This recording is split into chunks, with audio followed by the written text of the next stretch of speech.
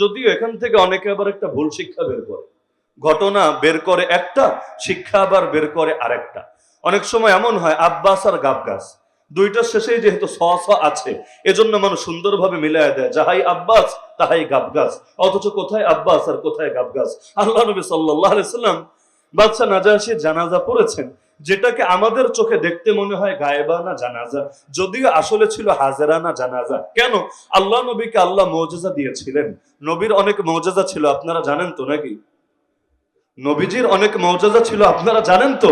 আমার নবীর মুজিজা তো এমন, মুহূর্তের মধ্যে জিবরিল আমিন পর্যন্ত এই 7 আসমান অতিক্রম করে চলে আসে জমিনে আল্লাহ নবীর কাছে ওহী নিয়ে। আমার নবীর মুজিজা তো এমন, জমিনে বসে ইশারা দেন আঙ্গুল দিয়ে, চাঁদ যায় দ্বিখণ্ডিত হয়ে। আমার নবীর মুজিজা তো এমন, রাতে সামান্য সময় মসজিদে হারাম থেকে মসজিদ আকসা হয়ে সিদরাতুল মুনতাহা অতিক্রম করে 7 আসমান মারিয়ে আবার ফিরে আসেন উম্মে হানির ঘরে। আমার রাসূলকে আল্লাহ যেমনি ভাবে ওই মুজিজাগুলো দিয়েছিলেন, একইভাবে আমার নবীকে আল্লাহ এই মুজিজাও দিয়েছিলেন। যখন তিনি বাদশা নাজাশির জানাজার নামাজ পড়ার ইচ্ছা করলেন, ওই সময় আল্লাহ রাব্বুল আলামিন মাঝখানের পুরো দূরত্ব ঘুচিয়ে দিলেন। দুনিয়ার চোখে দেখতে মনে হচ্ছে যে বাদশা নাজাশির লাশ অনেক দূরে, আর ইমাম তো সেখান থেকে অনেক দূরে। কোথায় ইমাম মদিনায় আর কোথায় লাশ হলো সেই হাবাসায়, দূরত্ব তো অনেক বেশি, কিন্তু বাস্তবে দূরে ছিল না। বাস্তবে সেই লাশ নবীর সামনেই ছিল, কারণ মাঝখানের 1000 মাইলের দূরত্ব আল্লাহ রাব্বুল আলামিন তার কুদরতের মাধ্যমে সরিয়ে দিয়েছিল। তাহলে বাদশা নাজাশির যে জানাজা, এটা কি মূলত গায়েবানা জানাজা না হাজেরানা জানাজা? কেন? কারণ দুনিয়ার চোখে মনে হতে পারে গায়েবানা, কিন্তু আমার নবীর মুজিজা হিসাবে, নবীর খুসুসিয়াত হিসাবে আল্লাহ সেটাকে বানিয়ে দিয়েছিলেন হাজেরানা। এখন দেখবেন বাংলাদেশেও 2 দিন পর পর গায়েবানা জানাজার প্রথা চালু হয়েছে। যদিও নাম দেয় গায়েবানা জানাজা, কিন্তু আমার মতের নাম হওয়া দরকার রাজনৈতিক জানাজা। শরীয়তের জানাজা আলাদা আর রাজনৈতিক জানাজা হয়েছে আলাদা। প্রতিবাদ জানানোর জন্য নিজেরা এখন ইসলামকেই হাতিয়ার বানিয়ে ফেলেছে। প্রতিবাদ জানানোর জন্য ধর্মকে যেভাবে মনে চায় নিজের নফসের মতো ব্যবহার করতে শুরু করেছে। আরে ভাই, মাসালা তুমি আমল করতে চাইলে এর ব্যাপারে ফতোয়া তো লাগবে। তোমার ফতোয়া কোত্থেকে আছে? কে ফতোয়া দিয়েছে তোমাকে? ইমাম আবু হানিফা দিয়েছে না ইমাম মালিক দিয়েছে? তোমাকে দিয়েছেটাকে? কোরআন থেকে বের করেছে ফতোয়া না হাদিস থেকে বের করেছো? যারা আজকাল এভাবে গায়েবানা জানাজা পড়ে, যারটাই পড়ুক, আমারটাও যদি পড়ে, মাসআলা একই থাকবে। মাসআলা ব্যক্তিতে ব্যক্তিতে চেঞ্জ হবে না। গায়েবানা জানাজা পড়ে যারা পড়ে, দেলোয়ার হোসেন সাইদি সাহেবেরটাই পড়ুক, ওসমান হাদিরটাই পড়ুক, যারা পড়ে সকলের একমাত্র একমাত্র একমাত্র দলিল হলো আল্লাহ নবী যদি বাদশা নাজাশির গায়েবানা জানাজা পড়তে পারে, আমরা পড়তে পারবো না কোন দুঃখে?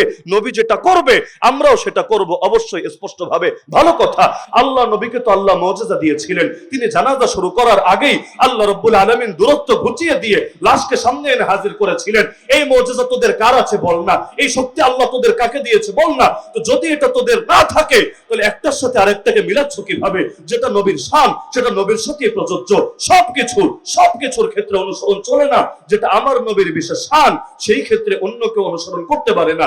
আমার নবী বিয়ে করেছেন 11টা, এখন তুমি 11টা বিয়ে করে যদি নবীর উদাহরণ দিয়ে চালানোর চেষ্টা করো, এটাকে সুন্নত বলা হবে না, এটাকে ভণ্ডামি বলা হবে। ভণ্ডামি, ভিন্ন কিছু না। তো যার কারণে এই গায়েবানা জানাজা পড়া যাবে না, এটাই হানাফি মাযহাবের ফতোয়া, এটাই মালিকি মাযহাবের ফতোয়া। এমনকি শাফিঈ মাযহাব আর হাম্বলি মাযহাব এক্ষেত্রে ইখতিলাফ করলেও সেটার ব্যাখ্যা কি, ওই ব্যাখ্যাও বহুত ইমামরা দিয়ে গিয়েছেন। যেমন ইমাম খাত্তাবী, ইমাম ইবনে তাইমিয়া, ইমাম ইবনুল কাইয়িম, এমনকি ইমাম আবু দাউদের সুনান গ্রন্থের মধ্যে পর্যন্ত তিনি যে শিরোনাম দিয়েছেন, সেখান থেকে এটাই বোঝা যায়, যদিও শাফিঈ মাযহাবে এবং হাম্বলি মাযহাবে, গায়েবানা জানাজাকে বৈধ বলা হয়েছে, কিন্তু এটা সেই ক্ষেত্রে যখন কেউ মারা যাবে এমন কোন অঞ্চলে, যেই অঞ্চল বাদশা নাজাশির অঞ্চলের মতো, যেখানে তার জানাজা পড়ার কেউই নাই, যেখানে আর মুসলমানই নাই, যেখানে মুসলমানদের জামাতই নাই, তো ওই আল্লাহর বান্দার কি হবে? জানাজা ছাড়াই দাফন হবে? এমন কোন সিচুয়েশনে কেউ যদি পড়ে, তাহলে ওই 2 মাযহাবে শর্ত সাপেক্ষে এটার জন্য অনুমোদন রাখা হয়েছে। আজকে বাংলাদেশে যাদের গায়েবানা জানাজা হচ্ছে, এদেরটা কার সাথে মিলে? এটা তো কোনো ফতোয়াই মিলে না। না হানাফি মাযহাবে মিলে, না হাম্বলি মাযহাবে মিলে, না শাফিঈ মাযহাবে মিলে, না মালিকি মাযহাবে মিলে। হ্যাঁ মেলে, নফসের মাযহাবে মেলে, হ্যাঁ মেলে, রাজনৈতিক ধান্দার মাযহাবে মেলে, হ্যাঁ মেলে। এমনকি আল্লাহ মাফ করুক, বেশি দিন আগের কথা না, 2 দিন না, এখন মাত্র 1 দিন হয়েছে, গতকালও দেখা গিয়েছে একই ইমাম একাধিক গায়েবানা জানাজার ইমামতি করিয়েছে। দুপুরবেলা করিয়েছে এখানে, আসরের পরে একই মানুষ, আমি নামও বলতে চাই না, কিছুই বলতে চাই না, একই মানুষ আরো এক জায়গায় গিয়ে গায়বানা জানাজার ইমামতি করেছে। এটা কোন শরীয়তের মাসালা? এটা কোন মাযহাবের ফতোয়া? আরে মাযহাব রাখো, যদি লা মাযহাবের কথাও বলো, ওই লা মাযহাবেরাও তো ফতোয়া দেয় না। তা আসলো থেকে এটা? তার মানে কি রাজনীতি করতে গিয়ে এত রাজনীতিবিদ হয়ে যাবো আমরা? আল্লাহর দিনকে পর্যন্ত নিজের মন মতো ব্যাখ্যা করতে থাকবো, আল্লাহর নবীর নাম দিয়ে এমন কিছু চালাতে শুরু করব যেটা আসলে নবীর শান ছিল না। মানে নবীর জামানায় খালি এক নাজাশী দূরে মরেছে এমন না, আরো বহু মানুষেরও দূরে মৃত্যু হয়েছে। খালি এক নাজাশী না, আরো একাধিক মানুষেরও দূরে মৃত্যু হয়েছে। নবী তাদের জানাজা তো পড়েন নাই। এমনকি খুলাফায়ে রাশিদিন সিদ্দিক আকবর, ওমর ফারুক, ওসমান দুন নুরাইন, আলী হায়দার রাদিয়াল্লাহু আজমাইন, তারাও তো কেউ এই গায়বানা জানাজার মতের উপর আমল করেন নাই। তাহলে ইসলামকে তাদের চাইতেও বেশি বুঝে ফেললাম, ইসলামকে তাদের চাইতেও বেশি শিখে ফেললাম, নাউযুবিল্লাহ। সুতরাং এটা মাথার মধ্যে রাখবেন। আজকাল এই রাজনীতির হাতিয়ার বানাতে গিয়ে, রাজনৈতিক বার্তা দিতে গিয়ে ইসলামকে কেউ যদি এভাবে ব্যবহার করতে শুরু করে, এটাকে কোনোভাবেই সমর্থন করার সুযোগ নাই। আবেগ দিয়ে আল্লাহর দিন নিয়ে ছিনিমিনি খেলার অধিকার কারণে। তো বলছিলাম, বাদশা নাজাশী, আল্লাহ নবী সাল্লাল্লাহু আলাইহি ওয়াসাল্লাম তাকে এই পরিমাণ মূল্যায়ন করেছেন, নিজে পর্যন্ত সেই নবম হিজরি রজব মাসে তার জানাজার নামাজটা পর্যন্ত আদায় করেছেন। এই সম্মান আল্লাহ বাদশা নাজাশীকে দিয়েছিলেন। কেন? কারণ বাদশা নাজাশীকে আল্লাহ রাব্বুল আলামিন তার ইনসাফের জন্য আল্লাহ বিশেষভাবে কবুল করে নিয়েছিলেন। তো বলছিলাম, মুসলমানের প্রাণ রক্ষায় আল্লাহ নবী কতটা সচেষ্ট ছিলেন আপনি চিন্তা করেন। ষষ্ঠ হিজরির কথা, নবীজি সাহাবীদেরকে নিয়ে বের হলেন উমরা করবেন বলে। 6টা বছর ধরে কাবা দেখেন না, 6টা বছর ধরে আল্লাহর ঘর তওয়াফ করার সুযোগ পান না। নবীর দিলে কত কষ্ট, কারণ যেই সময় হিজরত করছিলেন ওই সময় আমার নবীজি বারবার নিজের ঘাড় ঘুরিয়ে কাবার দিকে তাকাচ্ছিলেন আর চিৎকার করে বলছিলেন, হে কাবা, জমিনের মধ্যে তুমি আমার কাছে সবচাইতে প্রিয় জায়গা, হে আল্লাহর ঘর, আমার জাতি যদি আমাকে হিজরত করতে বাধ্য না করত, আমি কোনোদিনও তোমাকে ছেড়ে যেতাম না, কোনোদিনও তোমার বিরহ সহ্য করতাম না।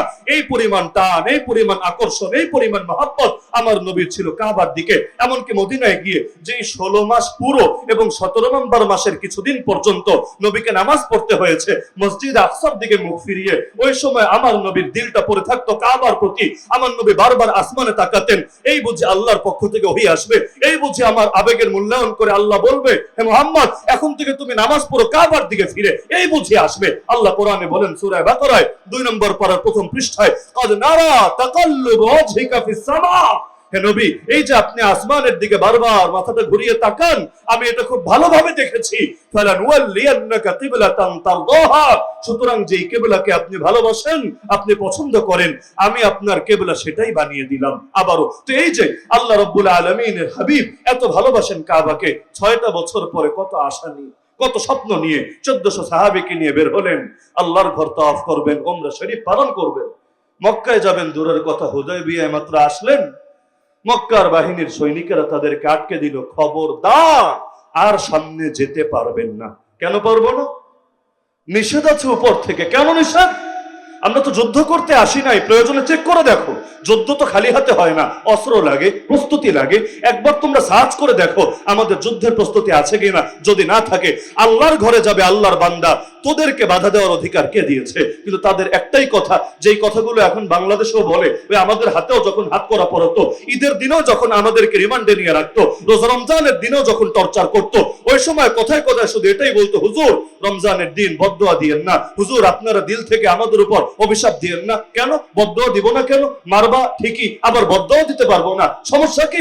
সমস্যা হলো হুজুর আমরা হুকুমের গোলাম, উপরের আদেশ, মানে ওর উপরের আদেশ আছে বলে এখন আমি বদদোয়া দিতে পারবো না, ওর উপরের আদেশ আছে বলে যত মারুক আমি একটা মুখ থেকে অন্য শব্দ বের করতে পারবো না। অথচ ওদের কাছে উপরের আদেশের দাম আছে, আমাদের কাছে উপরের আদেশের দাম থাকতে নাই। নাউযুবিল্লাহি মিন যালিক। আর তোর উপর কোন উপর? তুই যার চাকরি করিস সেই তো, তুই যার থেকে বেতন নিস সেই তো। আর আমাদের উপর কোন উপর জানিস? আমাদের উপর হলো আল্লাহু আকবার, আল্লাহু আকবার। আসলে উপরওয়ালা যিনি, তার আদেশের দাম আমাদের কাছে আছে। তোর উপরের আদেশ রাখতে গিয়ে তুই যদি আমাদের হাতে হাত করা পরাতে পারিস, তোর উপরের আদেশ রাখতে গিয়ে তুই যদি আমাদেরকে জেলের ভাত খাওয়াতে পারিস, আমরা উপরওয়ালার আদেশ রাখতে গিয়ে প্রয়োজনে জান দিতে পারবো, আমরা উপরওয়ালার আদেশ রাখতে গিয়ে প্রয়োজনে ফাঁসির দড়ি পড়তে পারবো, আমরা উপরওয়ালার আদেশ রাখতে গিয়ে প্রয়োজনে নিজেকে শহীদ করতে পারবো। কিন্তু তার আদেশের বাইরে গিয়ে তোদের দালালি করতে গিয়ে তাকে নারাজ করতে পারবো না। বিসমিল্লাহির রহমানির রহিম। কোরআন হাদিসের আলোকে সত্যের সন্ধান। মাহফিল টিভি, সিলেট।